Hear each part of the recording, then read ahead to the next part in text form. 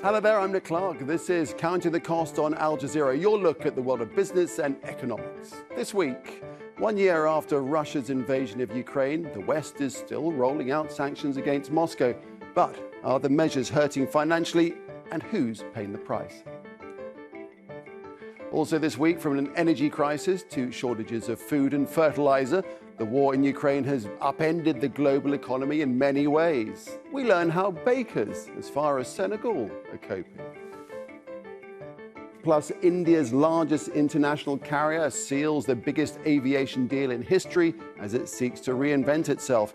But can Air India compete with the world's biggest airlines? So then, the ruble reduced to rubble and the economy cut in half. So said US President Joe Biden after unprecedented sanctions on Russia nearly a year ago. The country's banking, energy and manufacturing sectors, access to global trade and the oligarchs, they've all been targeted in an attempt to undermine Moscow's war effort. But Russia continues to export oil and gas and the war rages on. And while the Institute for International Finance predicted the Russian economy would shrink by 15% last year, in fact, it dropped by just over 2%. Making weapons for the Russian armed forces has kept the nation's factories busy. Agriculture, construction and hospitality sectors, they all grew, according to Russian statistics. But manufacturing and retail trade saw a decline. Well, living costs in Russia have been rising for months, leaving people struggling to pay for essentials. And with the ruble weakening against the dollar, more tough times are expected. Ali Hashem reports now from Moscow. War, sanctions and the global economic downturn are reducing what Dasha can put in her shopping basket to feed her family. We began to focus more on essential products due to the fact that prices have risen. We buy what we need, no extras, because the priorities are already too expensive. For example, we now eat less fish than before. People in Moscow are paying more for less. Dasha can only afford cheaper goods. In general, the cost of the food basket has increased by 30%. We're spending more of our budget on groceries than before because wages have remained the same and food prices have risen. Western sanctions imposed on Russia have led to major international brands pulling out of the country. Local companies are trying to fill the gap. Last year, it was possible to fill this basket with more goods for less money. That's not the case anymore after nearly a year of what Russia calls its special operation in Ukraine. Experts are saying the government is trying to control prices, but that doesn't seem to be working. Although property rental prices have fallen in the last year, utility bills have increased by 9%, according to official numbers. Big data expert Sergei Trotyansky says people are only buying what they need. Unfortunately, the rise in prices for essential goods is faster than any increase in people's income. But people are adapting to the difficult situation. They're reducing expenses not related to essential goods. Sergei says inflation has reached nearly 12% in the last year, but bread, pasta and milk prices are rising above that. In Moscow, there is an approved minimum wage of about $280, but it's obvious that living on the minimum wage is quite problematic. Officially, Moscow says the conflict in Ukraine is having a minimal impact on the lives of Russians, but on the ground, the reality appears very different. Well, I'm joined now from London by Maria Zhigina. She's a senior fellow at the International Institute for Strategic Studies. Maria, welcome to Al Jazeera. So the bottom line is the situation in Russia is not quite as Biden said it would be a year ago following the sanctions, but it's still a very difficult situation for the man and the woman on the street. Absolutely. We have to say that after a year of sanctions, the picture about their effectiveness is rather mixed. On the macroeconomic level, the economy has proven to be much more resilient. If we look at the numbers of GDP, it contracted only by 2.2% last year. Inflation, unemployment are manageably low. We haven't seen any bank runs. The financial system has stabilized. And that's the picture the Kremlin wants you to focus on, that everything is going according to plan, that the Russian economy is strong enough to weather the sanctions storm. But that's the trick with sanctions, that it's hard to capture them in one nice number and put it on a slide in terms of the macroeconomic figures. With sanctions, they need time to unfold, and they have cumulative effects across sectors, across the companies. So it's hard to give you that number. So we have to zoom in on the design of sanctions, how Russia has been adapting to them, and the role of third countries.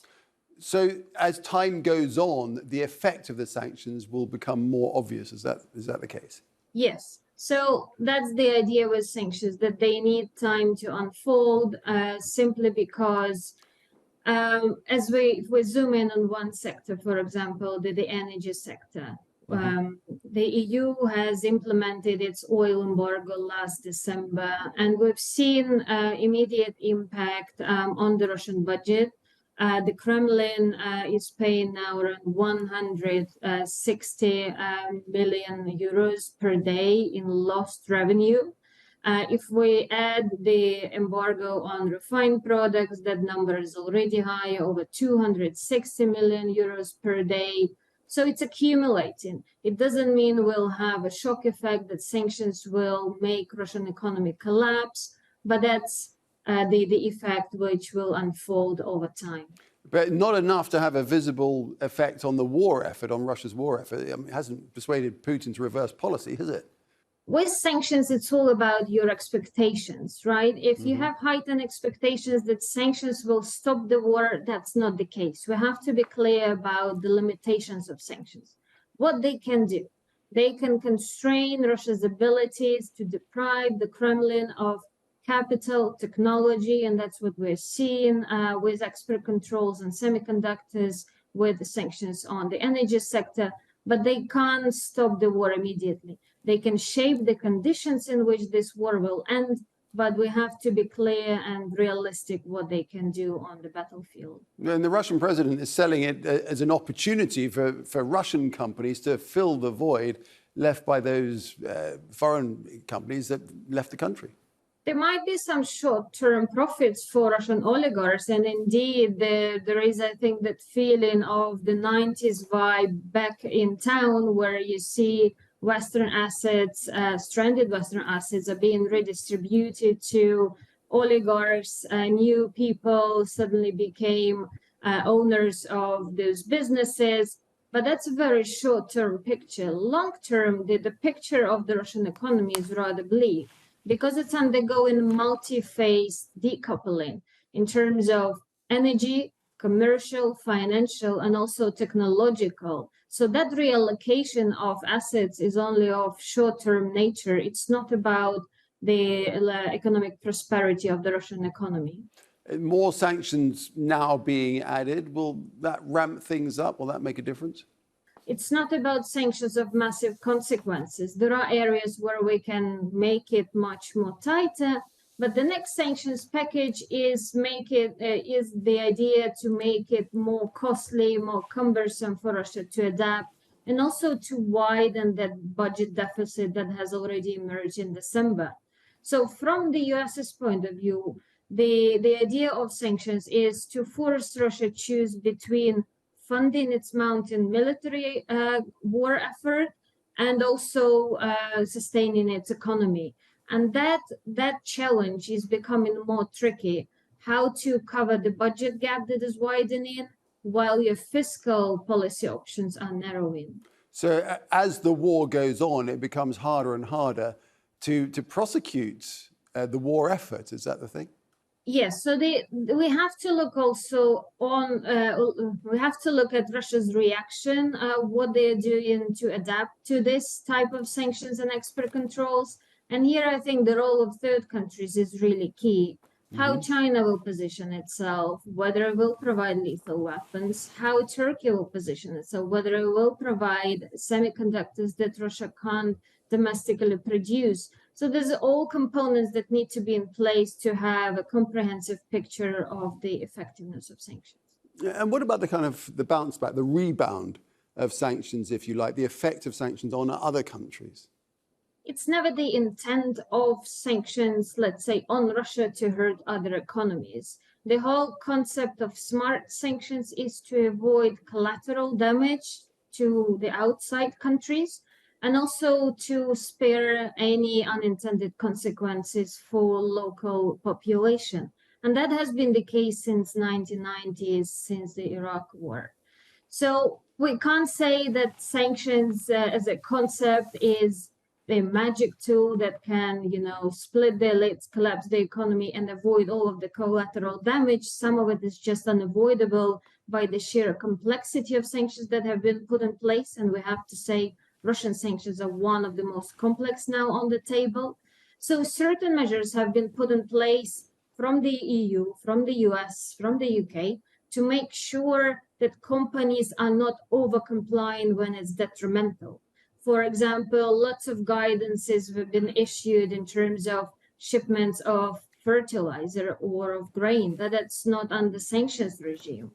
Also, the price cap, the whole idea is to allow shipment of Russian crude and refined products to third countries to not to aggravate the situation with rising energy prices and food prices. All right, Maria, appreciate that. We'll leave it there. Thanks very much. Maria Shigina from the International Institute for Strategic Studies. Thank you for having me. Of course, the war has caused pain in Europe too. Energy prices soared after Russia largely cut off gas to the continent. European countries scrambled to wean themselves off Russian supplies to try and ease the energy crisis, diminishing household incomes. And while efforts to become carbon neutral by 2050 have accelerated in some countries, other nations have reopened old coal plants. Natasha Butler reports now from eastern France.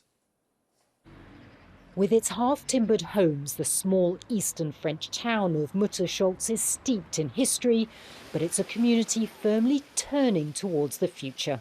A decade ago, the mayor launched a project to build a hydroelectric plant. It came online 4 years ago and now generates enough electricity to power the town's public buildings. A huge asset at a time when energy prices are rising. Being self-sufficient when it comes to energy is something everybody wants now, particularly as prices are high. But here we certainly feel more relaxed because our municipal buildings are powered by this plant, so we have barely any extra costs. Solar panels on roofs, reduced lighting and better isolation for buildings are all part of the mayor's plan to generate enough electricity one day for the whole town. And since the war in Ukraine, Mutterscholz has become a model for other communities looking to do the same. I'd like the world to change, but we can't do it alone. There has to be a collective approach, and what we're doing in this town could be done nearly anywhere. The push for energy independence in this town is the sort of project being encouraged across France and elsewhere in the European Union as the bloc accelerates its effort to transition to green energy because of the war. After the invasion, the EU launched emergency measures to speed up the rollout of renewables, including wind and solar power, as part of the bloc's aim to be carbon neutral by 2050. The war in Ukraine made us see that Russia used energy as a weapon and was no longer a reliable partner. So we had to launch a strategy to replace Russian gas with alternatives, including LNG, increase renewables and reduce our overall consumption. It's clear that concerns over climate change were already driving the EU's green transition, but the war in Ukraine has injected a new sense of urgency and an awareness that energy independence isn't only desirable, but also a question of security. Well, from wheat to vegetable oil, Ukraine and Russia are agricultural powerhouses and major exporters to the world. Of course, the war has disrupted the global flow of goods, pushing the prices of food and fertilizer to record highs. In Senegal, the government is encouraging bread makers to use local grains to keep costs down. Nicholas Hack reports now from northern Senegal. Straight out of the oven, a batch of freshly baked bread. Wow! When Russia invaded Ukraine a year ago, bread maker Mustafa Sall smelt trouble. Because war-torn Ukraine is the biggest exporter of wheat to Africa. This is excellent. This is what we're looking for. Sall wasn't going to let the shortage of the grain stop him from making the best possible loaf. Great wheat makes great bread. This is wheat that has been cultivated and harvested here in Senegal. That's 100% local. As you can already see, we find a lot more nutrition, better quality. It's much of a better bread because of the wheat being grown locally. This is Sal's ancestral land in the Sahel region where agronomists planted an experimental variety of wheat that can withstand desert temperatures. It's incredible because at 46 degrees Celsius, wheat is growing here. It's a miracle, and thanks to the crisis, everyone's interested in our research, and we have no more stocks of grains to give out.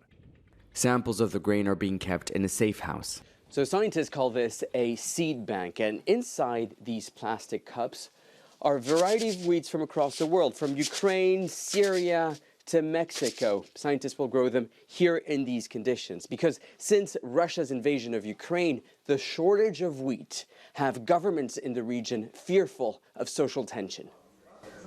Most African countries continue to rely on wheat imports, and food prices have shot up after the war.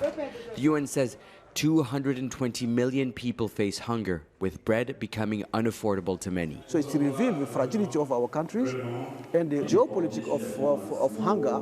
There is enough wheat on the market because it's opaque, information is lacking, and some countries are constantly depending on this market. Now there is a shock. Replacing Ukraine's wheat by local grains like moringa, millet, or local wheat is not just a temporary solution, but a gradual change in the way Senegalese consume baked goods. A desperate attempt in the face of a war on another continent, affecting millions of people across Africa.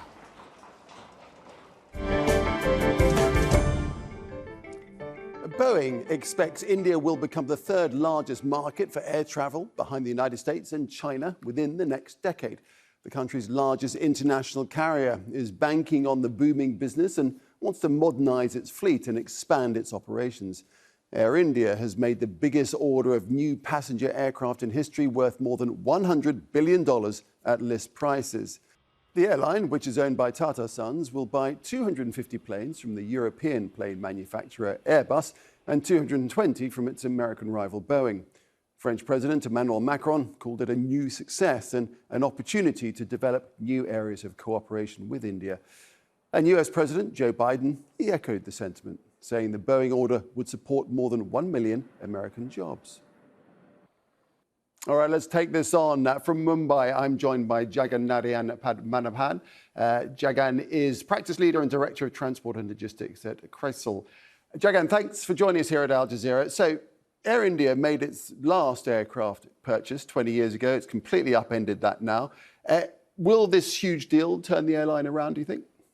Yeah, so Nick, thanks for having me out here. Pleasure to be with you here. Yes, Air India has made a significant announcement in terms of purchase of closer to 470 aircraft spread between Boeing and Airbus.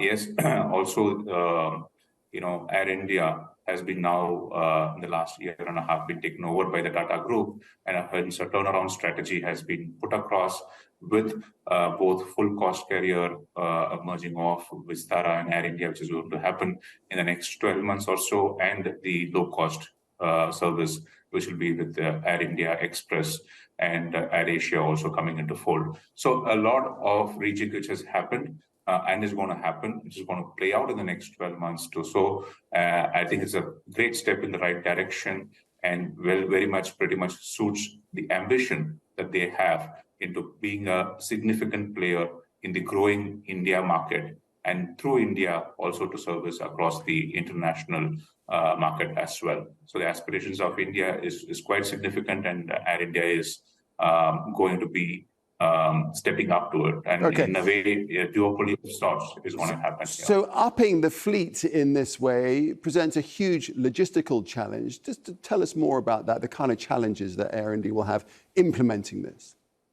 Yeah, so Air India, in terms of the implementation part of it, the good thing is they have traditionally been split between the Boeing and the Airbus, and they have continued to do that. To that extent, it is not something new for them. And so is the case for Vistara as well.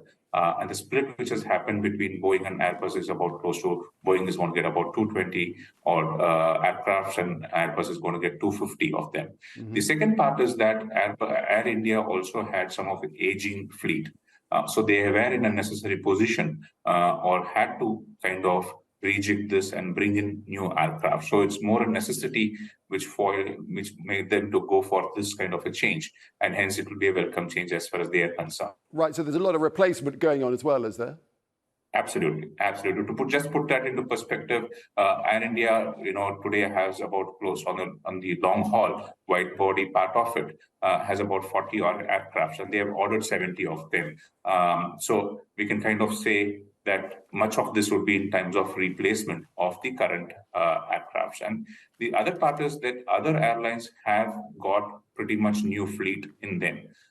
So like even in India, if you were to take Indigo, the fleet is pretty much new, and hence from a customer experience, they have been pushed to get in, to step themselves up, to get in the new aircrafts, and obviously it will add to the logistics, into the reduction in the fuel consumption, and eventually be able to be price competitive as well. So all of this ties up very well, and hence they are pretty much geared up to take up such parts of it. And Air India has a history of running, an airline out here, and hence they would be able to kind of integrate well with both of these players.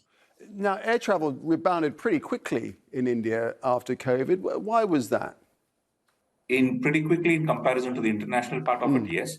I think a large part of that goes into the basic is more into the vaccination part, because we were able to kind of make it near mandatory for all of them and made it also affordable and accessible to the larger population. And hence, many of them went through this early on. I mean, the COVID did really impact us quite significantly in the initial or up till second quarter of FY21. But then later on, it really bounced back, the industry bounced back, and you have seen the kind of GDP growth rates, and airline travel is in a way linked to the GDP part of it. And hence, that correlation played out really well for India. The second part of it is also a lot of people who had gone to their hometown, at least on the domestic side, wanted to come back, and offices opened up. So that led to the second part. The third one is in terms of the domestic tourism. That also really picked up in the last 2 quarters. Jagan, what about from a sustainability perspective? Because buying an enormous fleet like this isn't exactly looking towards a carbon neutral future, is it? Yeah, so sustainability is one aspect part of it. But today, from an overall transportation, if you were to look at it, and in India, this is significantly still way off in terms of our overall transportation. So the kind of migration which is happening in India from the villages into the cities is quite significant. So the aspirations are far higher. We are still, from a per capita perspective, very low in terms of in our per capita GDP part. And hence all of this needs, before we kind of stabilize and move ahead. So the other modes of transport that we have is the rail and the roads part of it. In comparison to that, the population which goes by air is fairly less in comparison, so about close to 140 million. We are a population of 130 billion. So you get the context, right? So it's very minuscule, and hence going forward, we still have a long way in terms of our overall journey, the aviation perspective. And then many of these airlines and how we are able to kind of get new aircrafts coming through will help at least in reducing the carbon footprint from the old to the new. All right, Jagan, we'll have to leave it there. Thanks very much indeed for your perspective here on Al Jazeera. Thank you. Thank you. Thanks a lot. And that's our show for this week. If you'd like to comment on anything you've seen, you can tweet me at Nick Clark, Al Jazz. Please use the hashtag AJCTC or just drop us an email. countingthecost@aljazeera.net is our address. There's more for you online at aljazeera.com/CTC. That will take you straight to our page, which has individual reports, links, and entire episodes for you to catch up on. But that is it for this edition of Counting the Cost. I'm Nick Clark from the whole team here. Thanks for joining us. The news is coming right up.